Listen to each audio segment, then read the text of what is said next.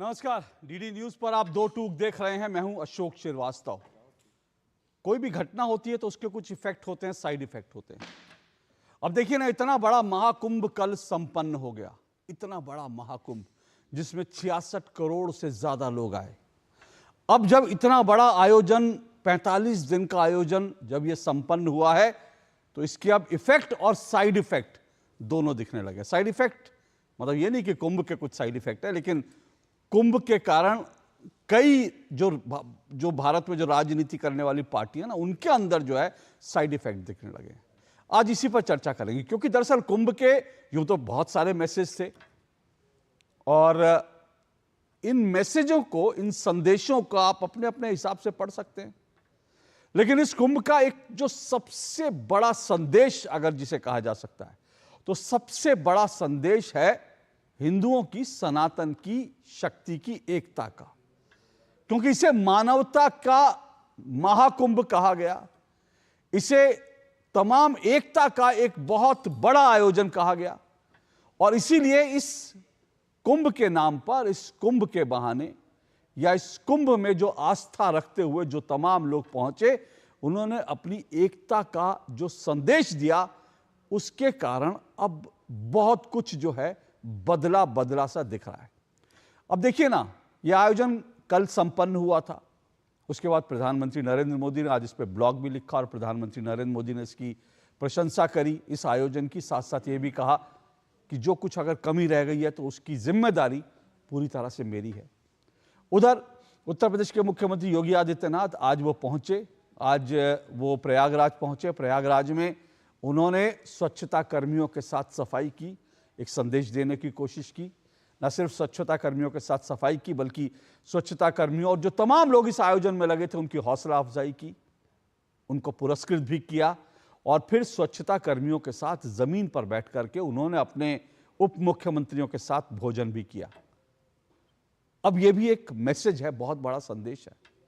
जो लोग सनातन को या हिंदुओं को तोड़ने की कोशिश कर रहे थे, ये उनकी राजनीति को एक बहुत बड़ा संदेश देने की कोशिश की है आज जो कुछ हुआ। लेकिन अगर मैं विपक्ष की बात करूं तो विपक्ष की राजनीति देखिए क्या कुछ हो रहा है। डीके शिव कुमार कर्नाटक कांग्रेस के बड़े नेता हैं। अब एक तरफ जो है समाजवादी पार्टी उत्तर प्रदेश में जिसको राजनीति करनी है, समाजवादी पार्टी कुंभ के आयोजन को लेकर तमाम तरह के सवाल उठा रही है कि कुंभ के आयोजन में यह गड़बड़ थी, वो गड़बड़ थी, ऐसा था, वैसा था। तो दूसरी तरफ डीके शिव कुमार कांग्रेस के जो वरिष्ठ नेता हैं, कर्नाटक के जो है डिप्टी सीएम है, कर्नाटक कांग्रेस के अध्यक्ष हैं, वो इस कुंभ के आयोजन के लिए योगी आदित्यनाथ की तारीफ कर रहे हैं, उत्तर प्रदेश सरकार की तारीफ कर रहे हैं, कह रहे हैं कितना भव्य आयोजन हुआ। और न सिर्फ तारीफ कर रहे हैं, बल्कि उन्होंने इशारों इशारों में अपने हिंदू होने की बात, इशारों क्यों बल्कि खुले रूप से कह दिया कि मैं हिंदू हूं, हिंदू मेरा जन्म हुआ और हिंदू ही मैं मरूंगा। अब कुछ लोग जिस तरह से डीके शिव कुमार ने इसके पहले मल्लिकार्जुन खड़गे के नाम को लेकर जो कहा, उसमें लोग अलग अलग तरह से राजनीति तलाश रहे हैं कि ये डीके शिव कुमार ने निशाना किसको मारा है। क्योंकि मल्लिकार्जुन खड़गे ने यह कहा था कि कुंभ में स्नान करने से कोई गरीबी थोड़ी चली जाएगी, कोई जो है उससे जो है लोग संपन्न थोड़ी हो जाएंगे।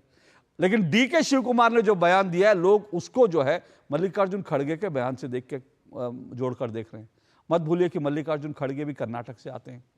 हालांकि इस बीच कई लोगों ने खबर भी चला दी, कई लोगों ने यह भी लगा दिया कि डीके शिव कुमार बीजेपी के में जा रहे हैं, क्योंकि वो उसी मंच पे दिखाई दिए थे जिस मंच पर कल गृह मंत्री अमित शाह दिखाई दिए थे। लेकिन डीके शिव कुमार ने इसका साफ तौर पर खंडन किया।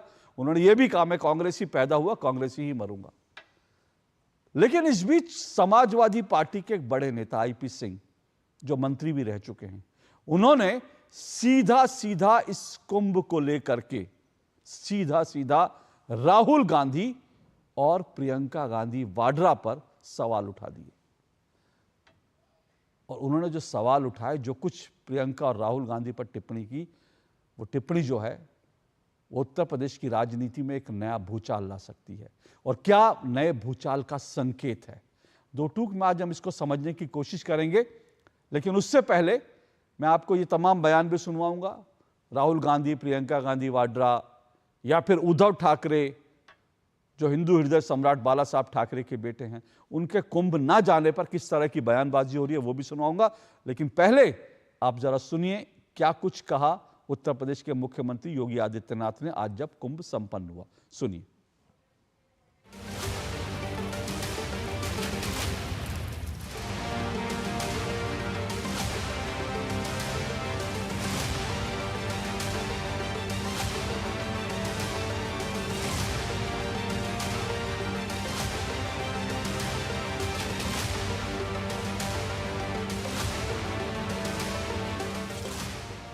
दुष्प्रचार का कोई मौका विरोधियों ने चूका नहीं।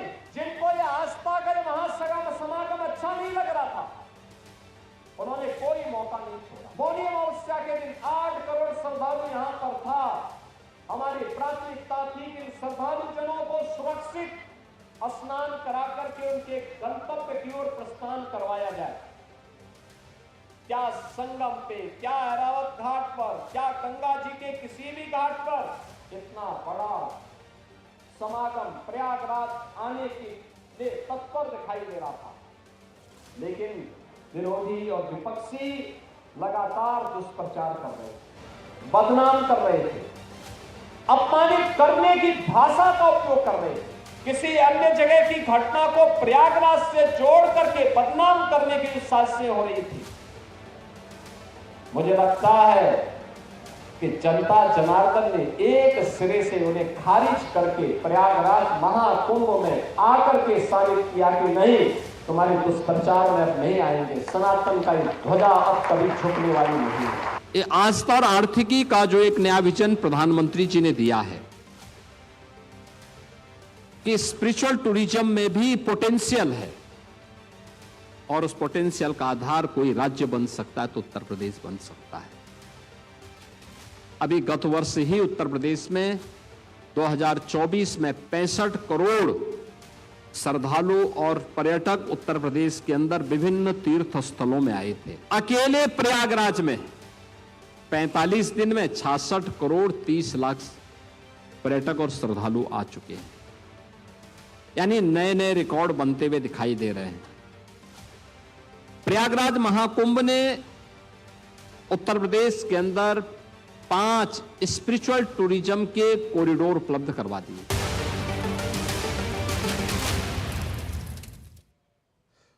अकेले मुख्यमंत्री योगी आदित्यनाथ ने नहीं, बल्कि यह कहना चाहिए कि हिंदुओं ने उन सवालों का भी जवाब दे दिया जो सवाल राम मंदिर में जब प्राण प्रतिष्ठा हुई थी रामलला की तब उठाए गए थे। क्योंकि तब बहुत सारे लोगों ने कहा था मंदिर बनाने से क्या होगा जी, मंदिर बनाने से क्या रोजगार मिल जाएगा, मंदिर बनाने से क्या गरीबी दूर हो जाएगी।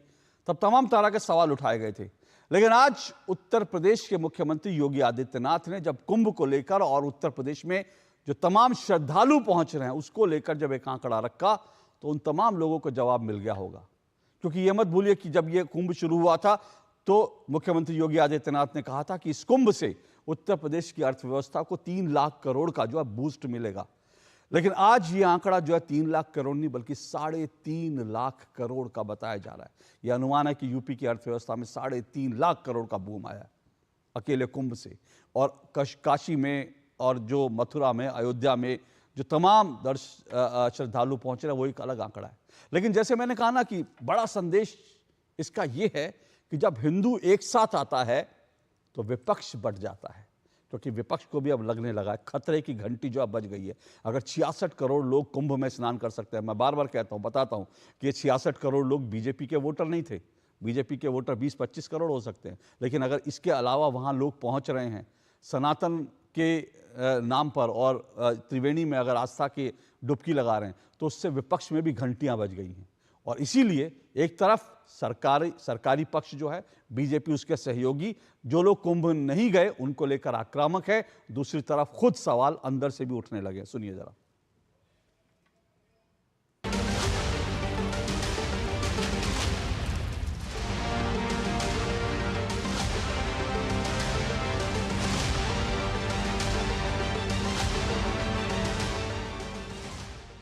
राहुल जी महाकुंभ जाएंगे? नमस्कार। राहुल जी महाकुंभ जाएंगे? नमस्कार। राहुल गांधी जी और राहुल गांधी फैमिली अगर हिंदू है तो उन्हें वहाँ जाना चाहिए था। लोगों की भावना को ध्यान में रखकर उन्हें जाने की आवश्यकता थी। माननीय उद्धव ठाकरे जी बाला साहब ठाकरे जी के पुत्र है और वो हिंदुत्व की हमेशा बात करते हैं, वो हिंदू है और उसके बावजूद वो गए नहीं, अच्छी बात नहीं है। मतलब मुझे लगता है कि ये हिंदू धर्म को हिंदू धर्म में रहकर भी वहाँ नहीं जाना अच्छी बात नहीं है। अभी जो नहीं गए उनको आपने सवाल पूछना चाहिए हिंदुत्व के बारे में। मैं हिंदू हूँ, मैं हिंदू हूँ। बाला साहब ठाकरे जी ने गर्व से कहो मैं हिंदू है का नारा दिया था। अभी हिंदू कहने के लिए डरते हैं, हिंदू हृदय सम्राट कहने के लिए डरते हैं, तो कहा गया इनका हिंदुत्व? आप पूछो उनको। Kumbh Mela, I say I'm a Hindu, I say I'm a born Hindu, I'll die as a Hindu. But I love all religion. I love all religion, I respect all religion. See, my experience was very good. Number one, I appreciated the organization which they have done. It is a not small job. उन्होंने कहा कि जिस प्रकार से योगी आदित्यनाथ जी की सरकार ने इसको ऑर्गेनाइज किया, ये कोई छोटी मोटी बात नहीं थी, बहुत अच्छे से ऑर्गेनाइज किया। ये एक सीधा संदेश और आईना है। कांग्रेस के नेतृत्व, खड़गे जी, अखिलेश यादव, ममता बनर्जी, लालू प्रसाद, इन लोगों को जो महाकुंभ को फालतू, मृत्यु कुंभ और अनेकों उसमें कटाक्ष और अननेसेसरी ताने मारने के काम कर रहे थे और महाकुंभ पर और सनातन पर लगातार हमला बोल रहे थे।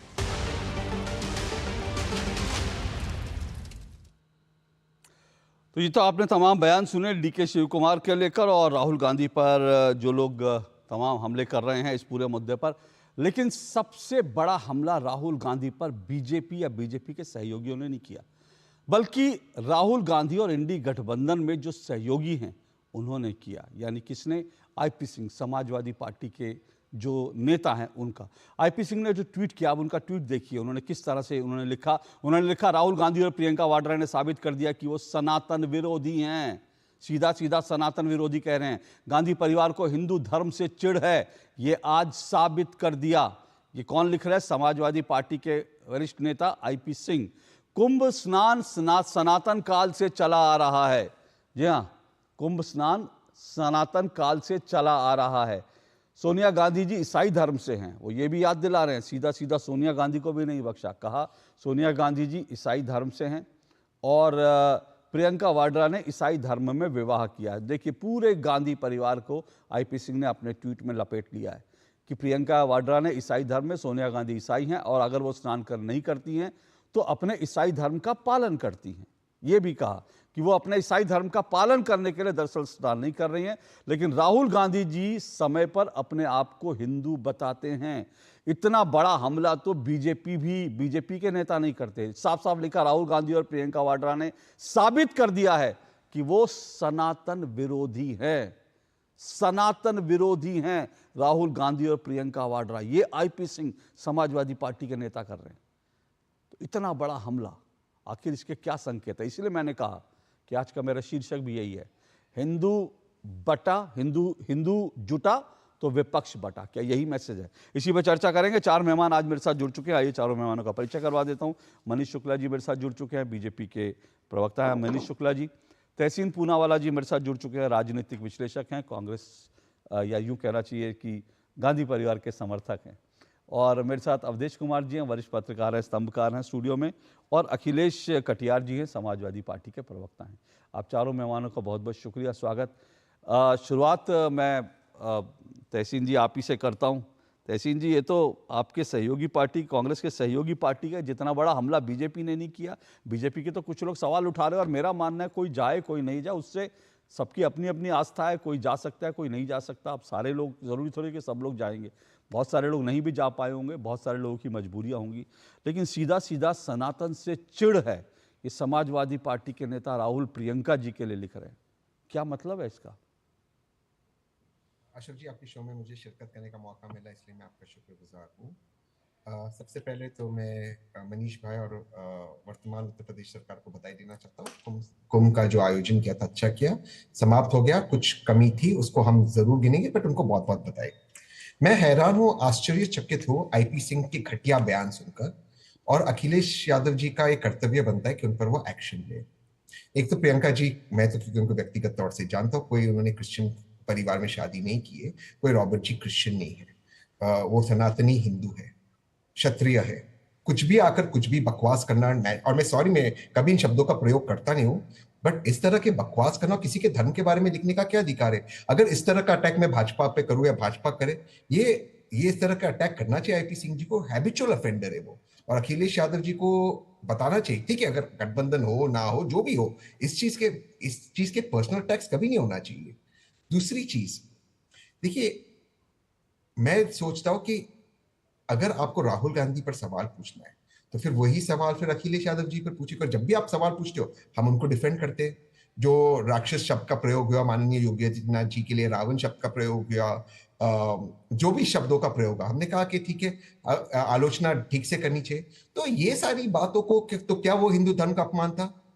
नरेश अग्रवाल जी ने जो शब्दों का प्रयोग किया जब वो समाजवादी पार्टी में थे, वो हिंदू धर्म का सम्मान था? जो बाकी शब्दों का प्रयोग किया जो आजम खान कर रहे थे वो सम्मानित थे? तो देखिए, मुझे लगता है बात जाएगी तो बहुत दूर तक जाएगी। भाजपा भी कोई साफ पार्टी नहीं है। हमें पॉलिटिक्स करना चाहिए, लेकिन आईपी सिंह जी को एक हद में रहकर पॉलिटिक्स करना चाहिए। बार बार इस तरह के विवादित ट्वीट्स करते, इस तरह के विवादित बयान देकर मुझे लगता है वो अलायंस को नुकसान पहुंचा रहे। और अब बॉल अखिलेश यादव जी के कोर्ट में, वो उन पर एक्शन लेंगे या नहीं लेंगे, उन पर बोलेंगे या नहीं बोलेंगे। एक ही आप पॉलिटिकल पार्टी को क्रिटिसाइज करो, बिल्कुल उनका हक बनता है कांग्रेस को क्रिटिसाइज करे। दूसरा, व्यक्तिगत टिप्पणी करो। क्या आपने कभी भी किसी कांग्रेस के प्रवक्ता या सपोर्टर को देखा है, अखिलेश यादव जी, डिंपल जी, या किसी पर व्यक्तिगत टिप्पणी करते हुए? उनके परिवार में भी बहुत सारी बातें हुई है, प्रतीक जी को लेकर वगैरह लेकर। कोई प्रतिक्रिया करते हैं?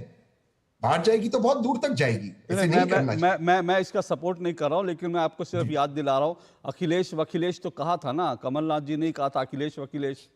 तो जी, और कांग्रेस ने कहा था वो गलत है। कांग्रेस ने ऑफिशियली स्टेटमेंट दिया था कि कमलनाथ जी बहुत वरिष्ठ नेता है, आईपी सिंह से तो ज्यादा वरिष्ठ नेता है कमलनाथ जी, उनसे तो ज्यादा वरिष्ठ नेता है। उनको कांग्रेस ने कहा गलत स्टेटमेंट है। कांग्रेस में वो ह्यूमिलिटी है। ये कहां से इस तरह की स्टेटमेंट देना चाहिए? ये शायद ये सिर्फ पब्लिसिटी के लिए देते। आज यहाँ पर आपके शो पे अखिलेश भाई बैठे हुए, जो इनके कटियार भाई बैठे हुए, जो इनके प्रवक्ता है, मैंने हमेशा उनके साथ डिबेट की, कभी भी वो इस नीचे स्तर पे नहीं गए। ये क्या स्तर गिरा रहे? लोकसभा चुनाव के समय भी उन्होंने इस तरह के विवादित ट्वीट्स किए थे आईपी सिंह जी ने। ये शोभा नहीं देता। एक सीनियर व्यक्ति ऐसे शोभा नहीं देता। इस उम्र में उनको शोभा नहीं देता। कुंभ में जाना चाहिए, स्नान करना चाहिए, राम जी को याद करना चाहिए। इस तरह के ट्वीट नहीं करना चाहिए, मुझे लगता है, बयान नहीं देना चाहिए। ठीक है, बिल्कुल आप जो कह रहे हैं, लेकिन इंटरेस्टिंग बात जानते हैं क्या है कि ना तो अखिलेश जी की तरफ से ये कहा गया, अभी मैं अखिलेश कटियार जी के पास जाऊंगा जरूर, लेकिन उनका ट्वीट जो है कई घंटे पहले किया गया था, अब भी उनका ट्वीट वहीं का वहीं है।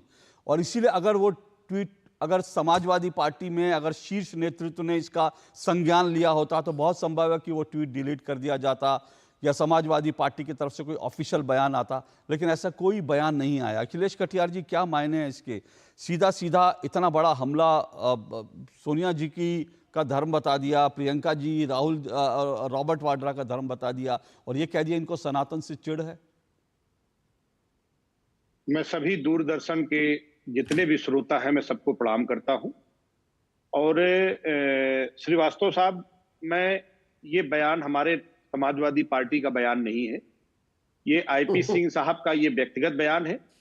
और मैं उम्मीद करता हूं कि इस पे वो जरूर सफाई देंगे, क्योंकि श्रीवास्तव साहब, हम समाजवादी लोग हैं। हम किसी भी धर्म, जाति, विचार, इसकी जो निजता है, हम उसको पूरा सम्मान देते हैं। हम सार्वजनिक जीवन में आपके व्यक्तित्व पे अगर सवाल होंगे हम जरूर करेंगे, लेकिन व्यक्तिगत जीवन में आपको कहाँ जाना चाहिए, कहाँ नहीं जाना चाहिए, क्या खाना चाहिए, क्या नहीं खाना चाहिए, कैसे अपने जीवन को आगे बढ़ाना चाहिए, ये आपका निजी सवाल है और हम इस पे कभी कोई सवाल नहीं करते। हम लोहिया जी के लोग हैं, हम इस तरीके के सवालों में हम विश्वास नहीं रखते।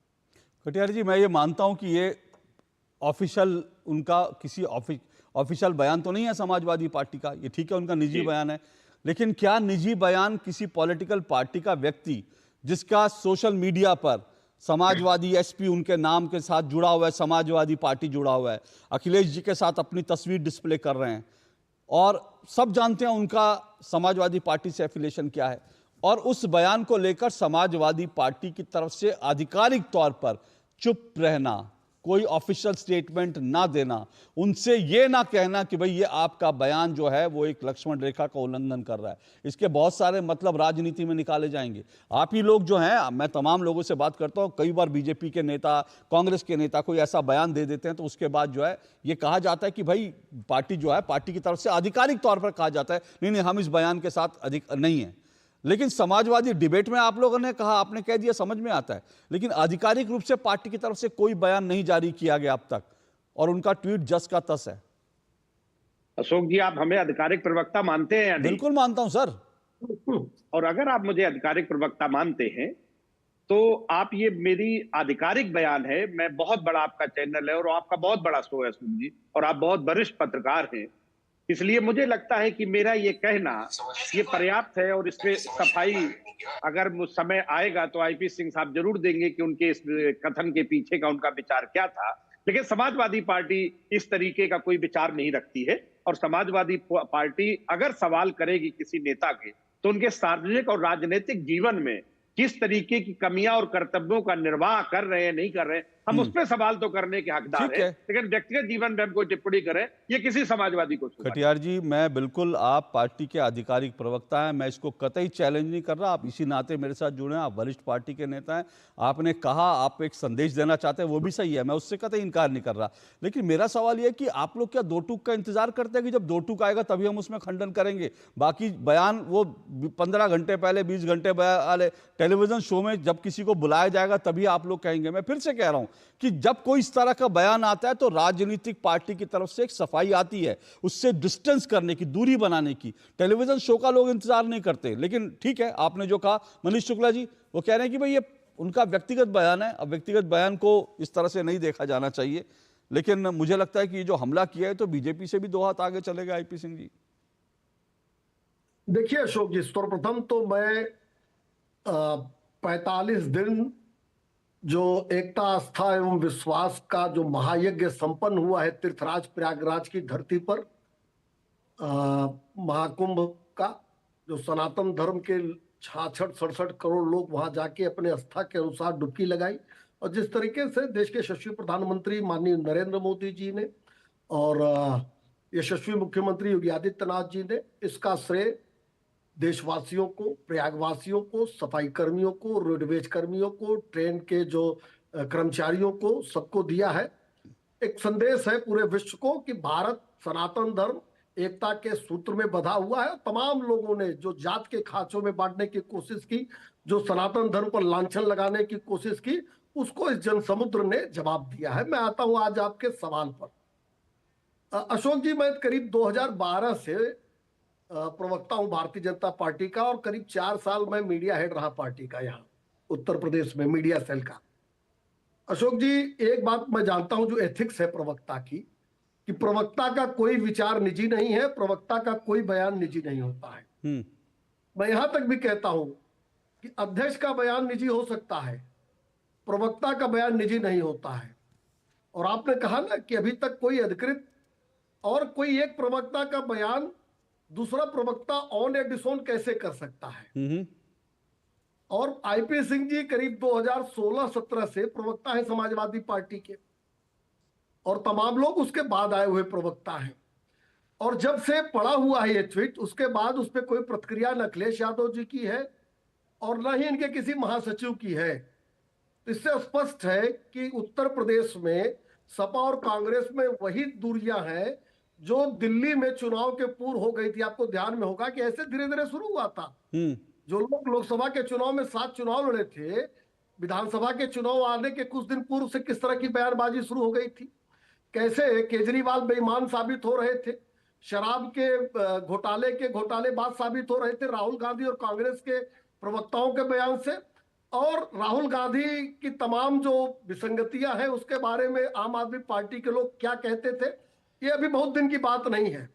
और उत्तर प्रदेश में ये जो इंडी गठबंधन है, ये बना ही केवल अपने अपने निजी स्वार्थों के लिए था, अपने अपने पारिवारिक विरासत को बचाने के लिए। तमाम पारिवारिक दल एक हो गए थे 2024 में, और जब चुनाव खत्म हो गया तो अपने अपने इंटरेस्ट में अब अपनी अपनी बातें कह रहे हैं। और देखिए, एक बात सत्य है, इंडी गठबंधन में शामिल तमाम दल का व्यवहार और आचरण सनातन विरोधी है, हिंदू विरोधी है। अखिलेश यादव जी ने क्या कहा था? ठीक है मनीष जी, मैं इस विषय पे आऊंगा। मनीष जी, मैं इस विषय पर आऊंगा।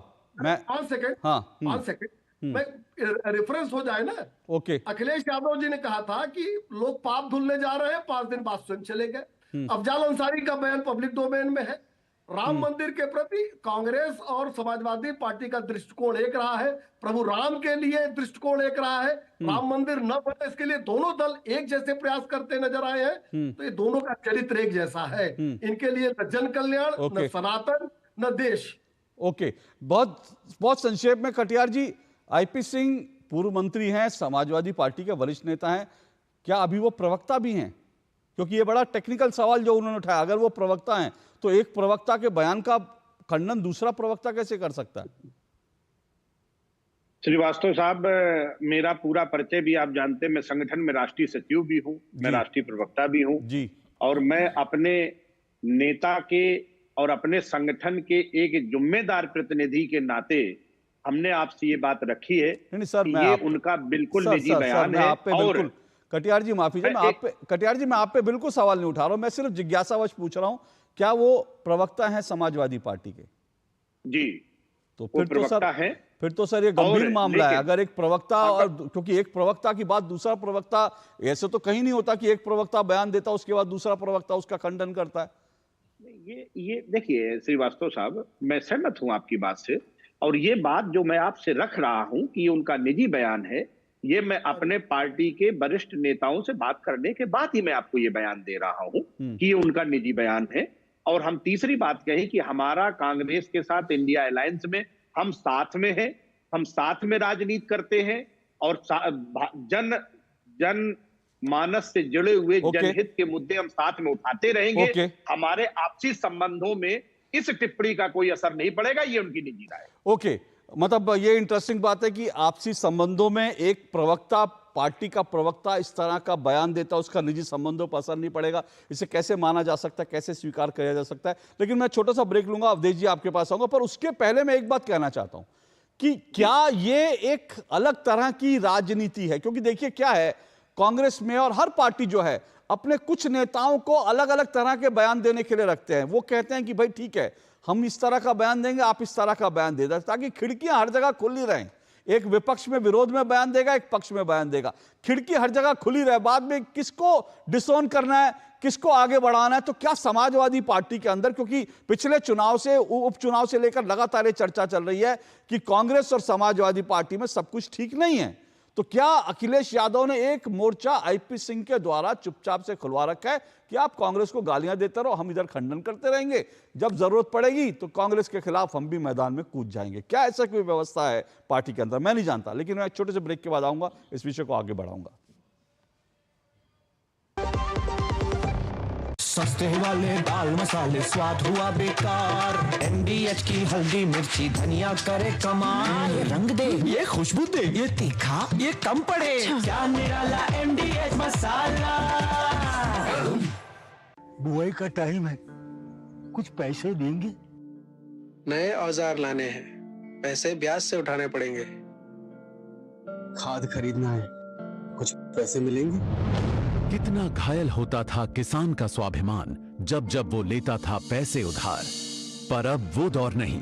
6 साल से प्रधानमंत्री मोदी जी सीधे किसान के बैंक खाते में डाल रहे हैं रुपए 6,000 पीएम किसान सम्मान निधि के। छोटे किसानों को पीएम किसान ने दी नई ऊर्जा। महिला किसानों की भी खेती में बढ़ी भागीदारी। बीज से बाजार तक किसान के साथ हर कदम खड़े रहे पीएम मोदी। MSP पर ऐतिहासिक खरीद हुई।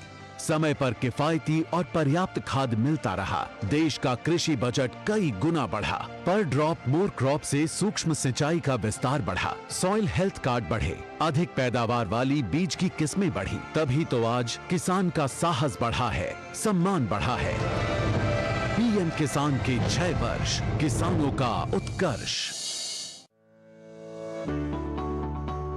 क्या आप अक्सर अपने वाहन के लिए फ्यूल भरने से थक गए हैं?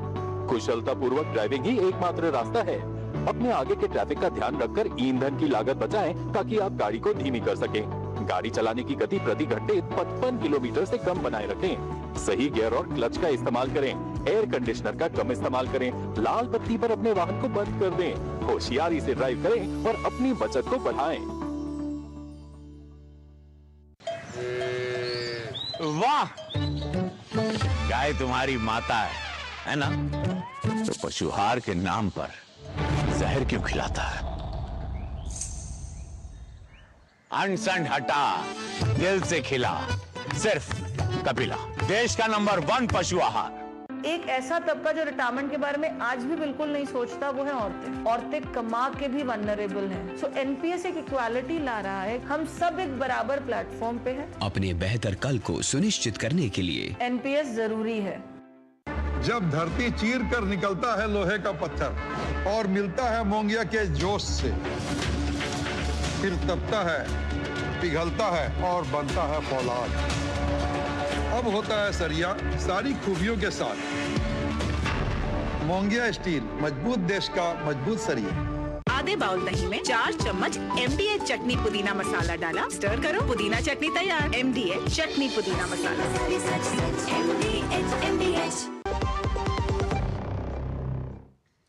चलिए, दो टूक आप देख रहे हैं। दो टूक में आज हम चर्चा कर रहे हैं हिंदू जुटा तो विपक्ष बटा। क्या सवाल यह कि सनातन की जो ताकत थी वो महाकुंभ में दिखी? क्या इस ताकत के कारण अब विपक्ष में अलग अलग तरह की आवाजें उठने लगी? डीके शिव कुमार तारीफ कर रहे हैं कि बड़ा बढ़िया कुंभ हुआ। दूसरी तरफ जो है आईपी सिंह समाजवादी पार्टी के नेता, उन्होंने राहुल गांधी पर ही सवाल उठा दिया। कहा कि सिर्फ राहुल गांधी नहीं बल्कि सोनिया गांधी, प्रियंका गांधी वाड्रा और राहुल गांधी, इनका नाम लेते हुए कह दिया कि राहुल और प्रियंका को जो है वो हिंदू धर्म से, सनातनियों से, उनको चिढ़ है। इन्हीं सब पर चर्चा कर रहे हैं कि क्या कुंभ में हिंदुओं की ताकत दिखी, उसके कारण ये सब उठापटक चल रही है। 4 मेहमान मेरे साथ जुड़े हैं। मनीष शुक्ला जी बीजेपी से, तहसीन पूनावाला जी राजनीतिक विश्लेषक हैं, अखिलेश कटियार जी समाजवादी पार्टी के प्रवक्ता हैं, अवधेश कुमार जी वरिष्ठ पत्रकार हैं। अवधेश जी, ये जो राजनीतिक उठापटक चल रही है, कैसे देखते हैं इसको? इतना सरल भी नहीं है जितना कटियार जी ने कह दिया, क्योंकि कई तरह के सवाल तो बार बार उठेंगे ना। आप पार्टी के प्रवक्ता, आपका ट्वीट वहाँ मौजूद है, तो फिर ऐसे तो नहीं कह सकते। क्या ये हिंदुओं की एकता दिख गई है? इसके कारण सपा को भी लग रहा है कि भाई चुनाव 2027 में है तो एकदम से जो है थोड़ा थोड़ा सनातनी दिखना है, या फिर जो है कुछ और वजह है कि एक कांग्रेस और सपा के बीच जो है बढ़ती दूरी का संकेत है? देखिए अशोक जी, आपने तो आज डिबेट जरा व्यापक रखा था। आपने शुरू में पैकेज भी बड़ी शानदार दिखाए कि भाई कुंभ किस ढंग से एक व्यापक रूप में रहा है, उसमें विपक्ष की भूमिका, देश के सनातन समाज की भूमिका। तो आईपी सिंह एक छोटे नेता हो सकते हैं, बयान सामान्यतः एक राजनीतिक लग सकता है, लेकिन आपको इसको उसी व्यापक परिप्रेक्ष्य में देखना पड़ेगा। इतना छोटा विषय ये नहीं है। मेरा अपना मानना है कि जो इस समय एक भारतवर्ष कहिए आर्यावर्त के चैतन्य ऊर्जा का जो एक व्यापक विराट प्रस्फुटन हुआ है, जो कि मुझे लगता है कि पता नहीं आगे कभी ये इसकी पुनरावृत्ति होगी नहीं होगी, पूर्व में तो कभी हुआ नहीं था। तो उस ऊर्जा के कहाँ कहाँ कैसे प्रभाव हुए, आप कह रहे थे बड़ा था, मैं उसको विराट शब्द देता हूं, जिसके बाद कुछ है नहीं।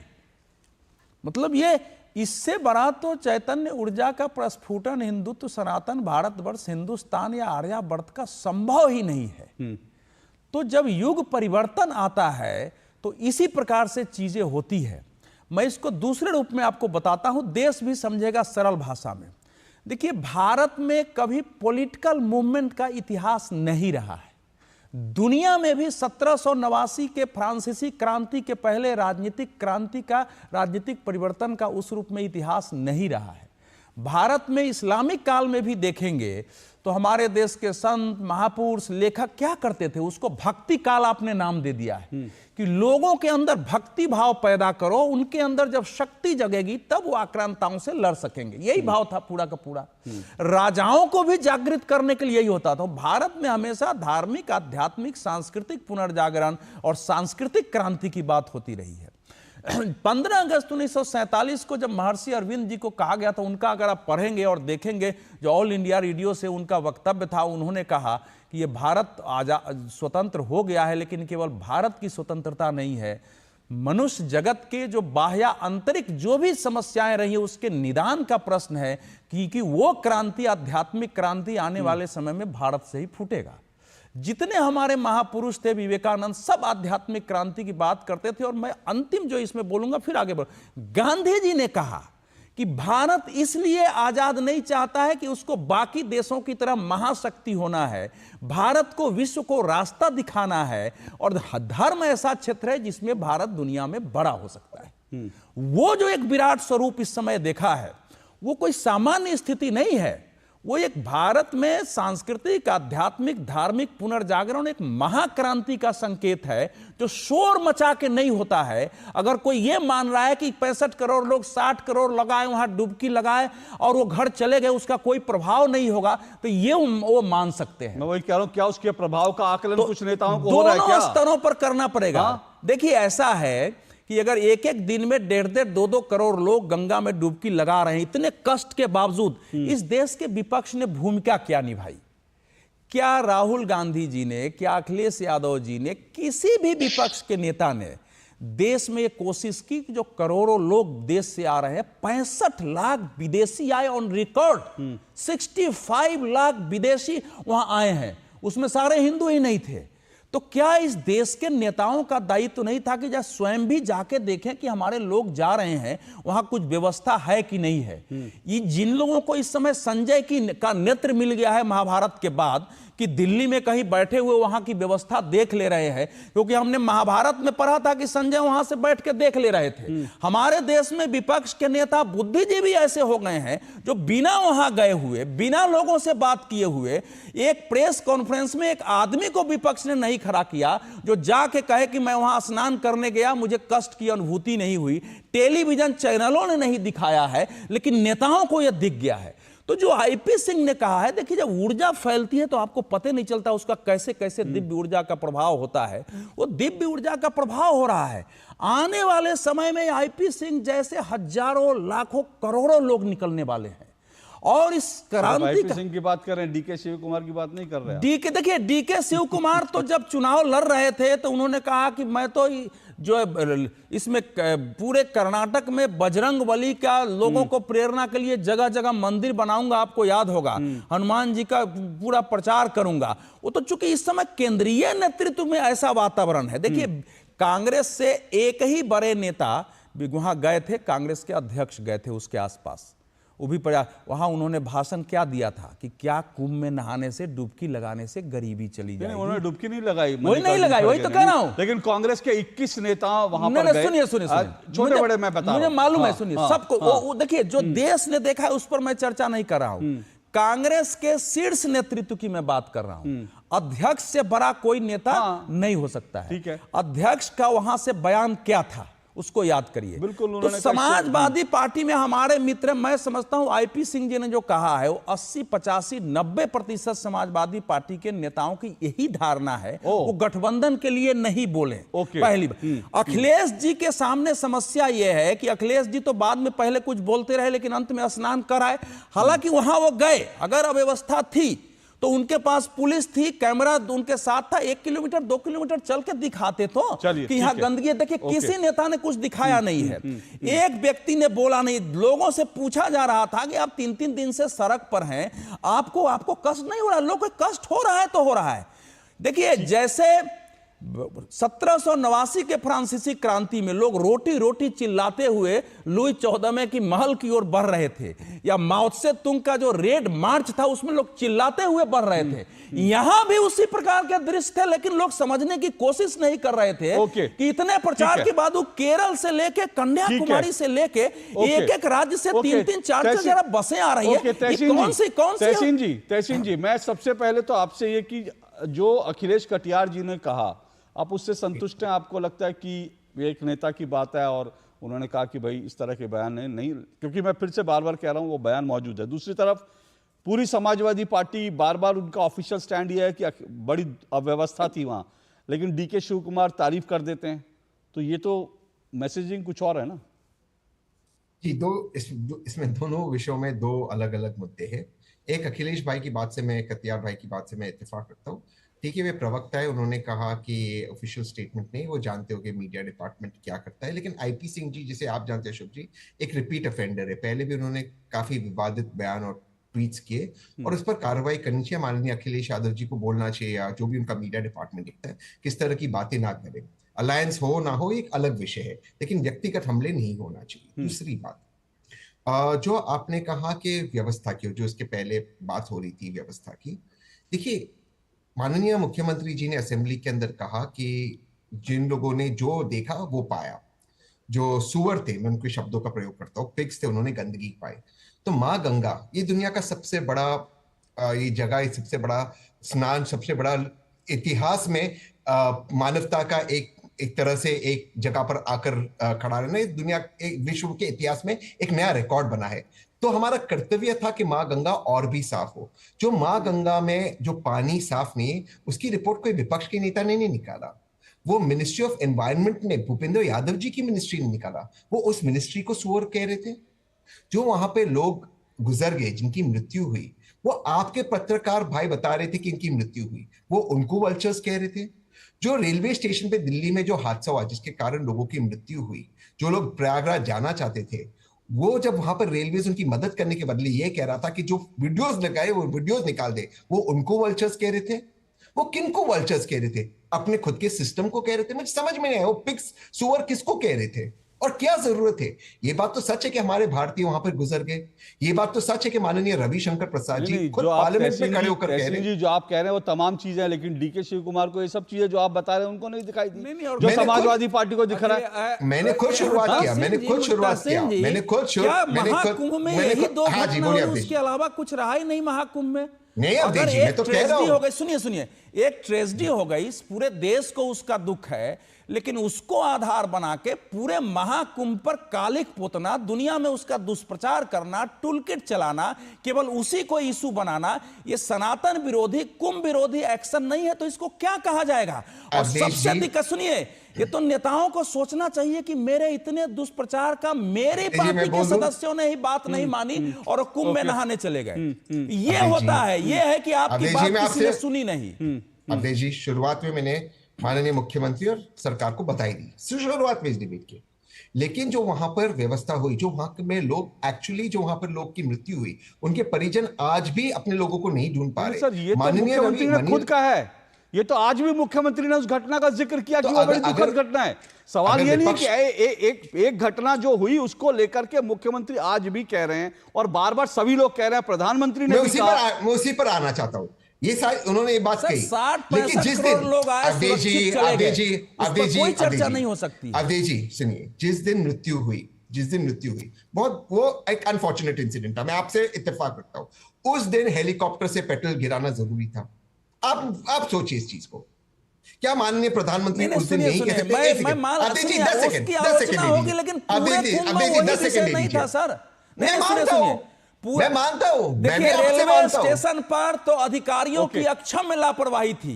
रेलवे स्टेशन पर तो बिल्कुल वहां के एडमिनिस्ट्रेशन का फेलियर था। लेकिन ये कुंभ जो है उसमें एक छोटा सा दाग लगा है, इतने विराट स्वरूप में एक छोटे से दाग को दुष्प्रचार करना, ये भारतवर्ष का जो सॉफ्ट पावर के रूप में विश्व में भारत एक विश्व गुरु बनने का जो स्वरूप हमको दिखाना था।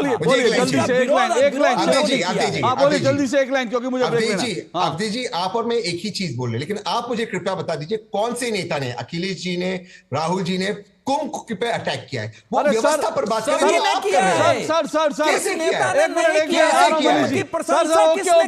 ये बताइए सर, आपने कहा, मुझे बता दीजिए एक बयान समाजवादी पार्टी के शीर्ष नेता ने, कांग्रेस के दिल्ली में बैठे किसी शीर्ष नेता ने, सब हिंदू, आज तो शशि थरूर भी खुद को हिंदू बता रहे हैं, लेकिन क्या किसी ने तारीफ करी? इस एक घटना का विरोध सबने किया, ठीक है, सबको करना चाहिए। आ रहा हूं अखिलेश जी, इस एक घटना का विरोध कीजिए, इस एक घटना के जिम्मेदार लोगों के लिए आप कहिए कि उनके खिलाफ कार्रवाई हो, लेकिन ओवरऑल जो कुछ हुआ उसकी भी तो तारीफ कर दीजिए। सवाल ये है, उसकी तारीफ नहीं करके ये कह देना कोई मृत्यु का कुंभ कह रहा है, कोई कुछ कह रहा है, कोई, तो ये सब बयान भी तो याद रखे जाएंगे तहसीन भाई, ये भूलेंगे थोड़ी। एक छोटे से ब्रेक के बाद आ रहा हूं। आज दही बड़ा खाने का मन है। वाह क्या स्वाद! असली स्वाद तो MDH दही बड़ा रायता मसाले से ही आता है।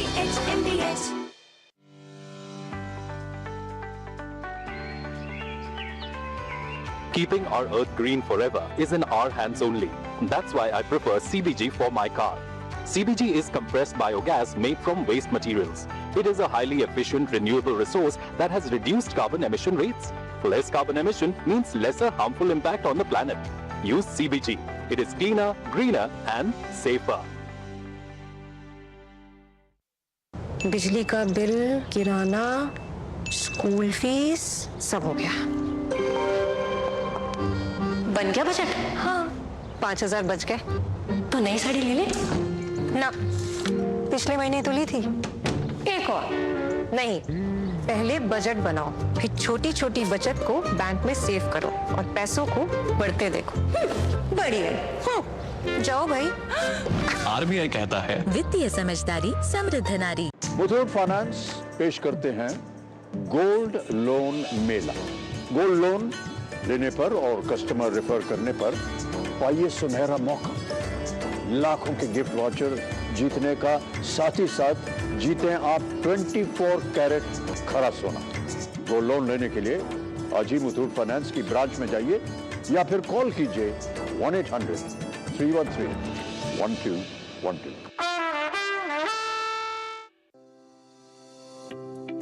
पैसा बचाना पैसा कमाने के बराबर है। अब मैं खुश हूँ कि मैं अपने पीएनजी स्टोव की वजह से हर महीने कुछ पैसे बचा सकती हूँ। जैसे ये 20 से 25% तक फ्यूल के उपयोग को कम कर देता है। मेरा पीएनजी स्टोव ISI मार्क के साथ 100% सुरक्षित भी है। इसके अलावा पीएनजी फ्यूल के रूप में पूरी तरह से जलता है, जिससे इसे पर्यावरण के अनुकूल फ्यूल के नाम से जाना जाता है। तो पीएनजी फ्यूल का उपयोग करें और मेरी तरह पैसे बचाएं। जीरा से प्यास बुझाएं। डाइजेशन के लिए मस्त, शरीर में नमक पानी का बैलेंस बनाए।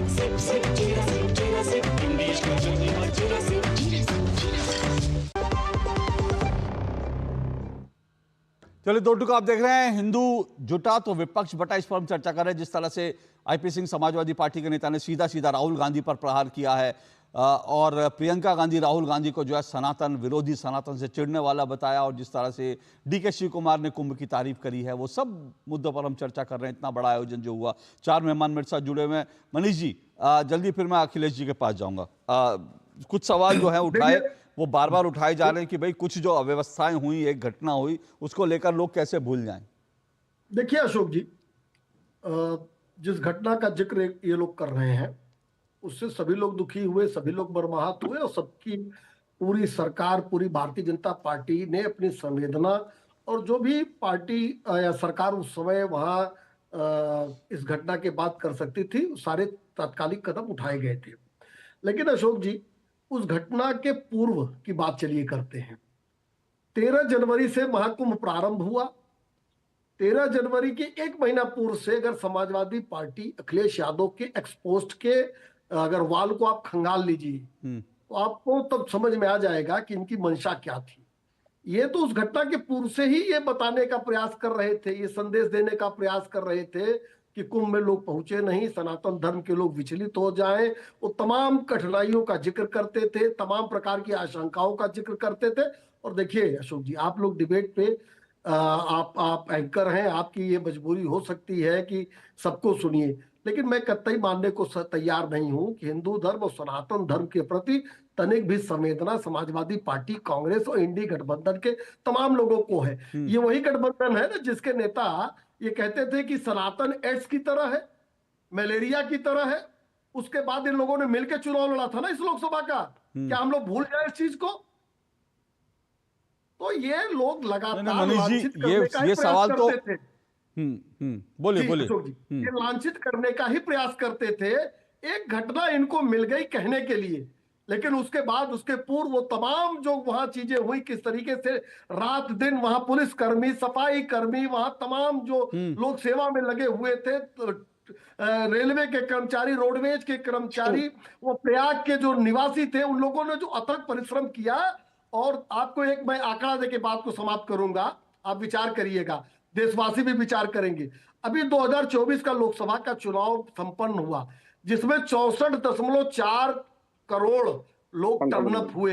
इसमें पूरी सरकार लगती है, पूरा आयोग लगता है और सभी पॉलिटिकल पार्टी के नेता वर्कर लगते हैं। तो टर्नअप हुआ कितना? 64.4 करोड़। ठीक। पैसा कितना खर्च होता है सरकार का और पार्टियों का, आप उसको भी जोड़ लीजिएगा। और इस कुंभ में ये जो ज्वार था हिंदुत्व का, सनातन का, दरअसल इससे इसमें निराशा और हताशा है और ये तमाम प्रकार के बयान उसके लिए है। आप अगर टैली करेंगे 67 करोड़ लोग स्वतः निकल कर आते हैं और ये तब होता है जब संत, सरकार, समाज और का समन्वय होता है और जब इनका समन्वय एक साथ स्थापित होता है तब ये ज्वार उठता है। मैं तो पहले से ही है जिसकी दमक पूरे विश्व में सुनाई पड़ रही है। मैं तो पहले से ये कह रहा हूं कि ये जो एकता दिखी है, क्योंकि 24 के चुनाव में किस तरह से हिंदू एकता को तोड़ने की कोशिश हुई थी, उसके कारण जो है, उसके बाद ये जो समागम हुआ है, इससे विपक्ष के लिए सामने अब नई चिंताएं आ गई हैं। इसलिए मैंने कहा कि ये जो बयान दिए जा रहे हैं, क्या ये इस तरह के जो सॉफ्ट एक कार्ड खेलने वाले पार्टी में होता है, जैसे डीके शिव कुमार, आईपी सिंह, क्या ये पार्टी की तरफ से सॉफ्ट हिंदुत्व का कार्ड खेलने के लिए पार्टी ने इनको छोड़ा है? मैं तो ये सवाल उठा रहा हूं। लेकिन कटियार साहब बोलिए। जी, 2-3 बातें आपने इस पूरे डिबेट में जो मुझे निकल के आई, आपने कहा कि आईपी सिंह हैं या डीके शिव कुमार हैं।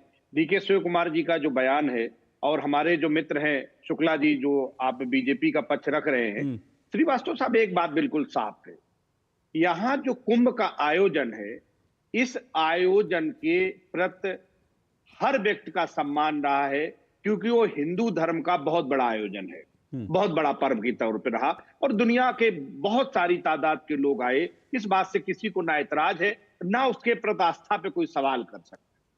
हिंदू, ये कुंभ का आयोजन अलग है श्रीवास्तव साहब, और सरकार का दायित्व था उसकी व्यवस्था को ध्यान में रखना, उसके इंतजाम करना, पानी साफ हो, आने जाने वालों को दिक्कत ना हो, भगदड़ ना हो, चारों तरफ पे जाम ना लगे।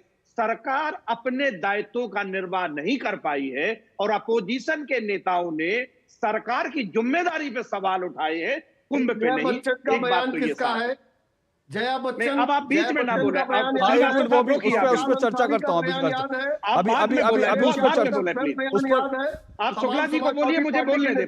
शुक्ला जी एक मिनट रुकिए, शुक्ला जी एक मिनट, शुक्ला जी आपको मौका दूंगा। शुक्ला जी दूसरी बात, मैं आपने जो डीके शिव कुमार जी का बयान बोला, एक मिनट शुक्ला जी एक मिनट, मनीष जी एक मिनट, मैं आपको तुरंत मौका दूंगा, रुकिए। लेकिन एक बात अखिलेश जी, एक बात अपनी बात आगे बढ़ाए, लेकिन मैं एक बात यहां पर सिर्फ कह रहा हूं। अवधेश जी ने शुरू में एक बात कही, उन्होंने कहा कि इतने नेता गए, और मेरे पास जो डेटा है, कांग्रेस के 21 नेता गए, जिनमें सचिन पायलट और जो है इसके अलावा कई लोग। जो 21 नेता गए उनमें से किसी ने भी, और सच बात है, जो 21 लोग गए उनमें से किसी ने नहीं कहा वहां अव्यवस्था थी, पानी गंदा था। जो लोग नहीं गए उन्होंने बैठ के जरूर बयान दिए, लेकिन उन 21 नेताओं ने कहीं नहीं, बल्कि कई लोगों ने तो तारीफ करी, कहा बहुत अच्छी व्यवस्था थी। बोलिए कटियार साहब। ठीक है, दूसरी बात, आपने श्रीवास्तव साहब डीके शिव कुमार साहब का बयान सुनाया, मैं हिंदू पैदा हुआ हिंदू मरूंगा। डॉक्टर BR अम्बेडकर साहब का एक बयान था कि मैं हिंदू धर्म में पैदा होना मेरी मजबूरी थी, लेकिन मैं हिंदू धर्म में मरूंगा नहीं। ये उनका बहुत फेमस बयान है। तीसरी बात, आपने कहा कि जो सपा के लोग जो थोड़ा सनातनी होने की कोशिश कर रहे हैं, मैं आपको यह बात क्लियर कर दूं श्रीवास्तव साहब, समाजवादी पार्टी पूरे तौर पे भारतीय होने का प्रयास करती है, उसी के प्रति हमारी निष्ठा है। समाजवादियों का एक नारा था, हम राष्ट्रीय स्तर पे भारतीय समाज और अंतरराष्ट्रीय स्तर पे मानव समाज बनाना चाहते हैं।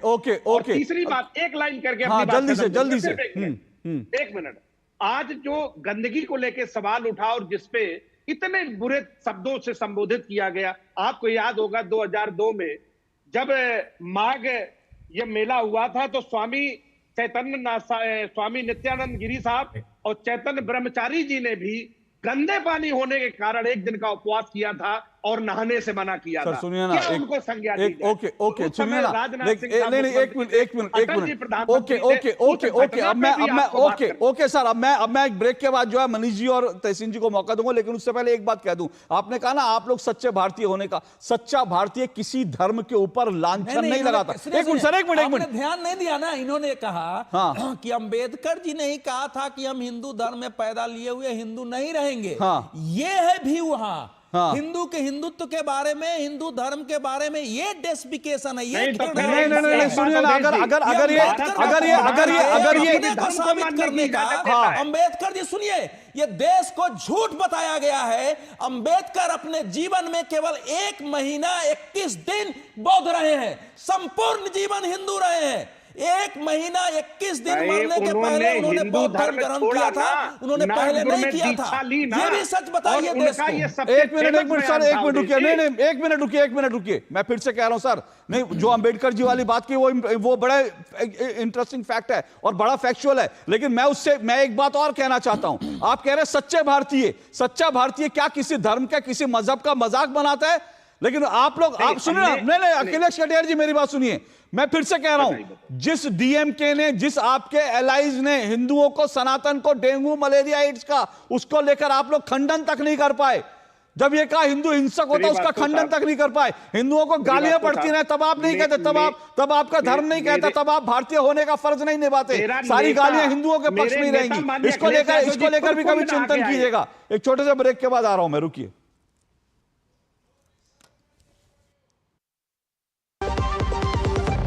सस्ते वाले दाल मसाले स्वाद हुआ बेकार, MDH की हल्दी मिर्ची धनिया करे कमाल, ये रंग दे, ये खुशबू दे, ये तीखा, ये कम पड़े, क्या निराला MDH मसाला।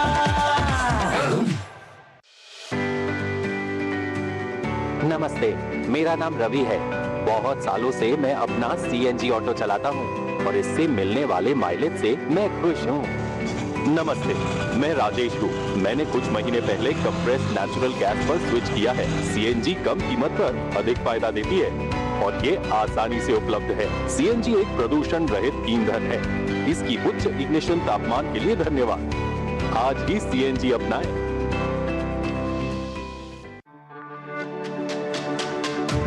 मेरी पसंद, मेरी पसंद, मेरी पसंद, मेरी पसंद,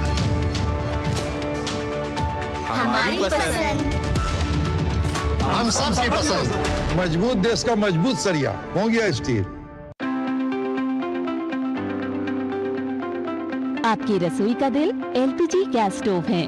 मेरा ISI और DIS प्रमाणित LPG स्टोव मेरे पसंदीदा भोजन को पकाने के लिए आवश्यक हीट का सोर्स है। मैं सुरक्षित रूप से और खुशी से खाना पकाने का आनंद ले सकती हूँ। आधे बाउल दही में 4 चम्मच MDH चटनी पुदीना मसाला डाला, स्टर करो, पुदीना चटनी तैयार। MDH चटनी पुदीना मसाला।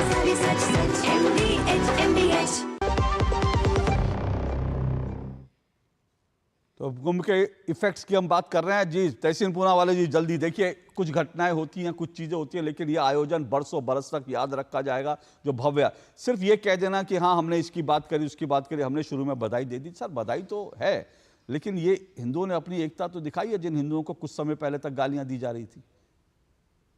नहीं, हिंदू भाई बहन हमेशा एकता दिखाते। हिंदू भाई बहन ने कब एकता नहीं दिखा के 2024-2025 के बाद एकता दिखाना शुरू किया। इसके पहले जितने भी कुंभ महाकुंभ हुए, हमारे हिंदू भाई बहन एक नहीं थे।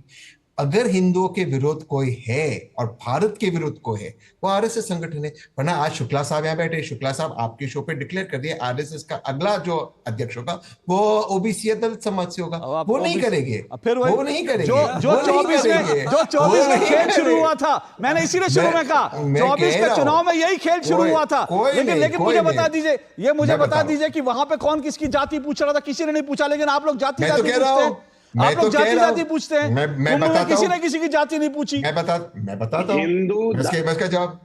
जी अखिलेश भाई आपको बोला, मैं जवाब देता हूँ। सबसे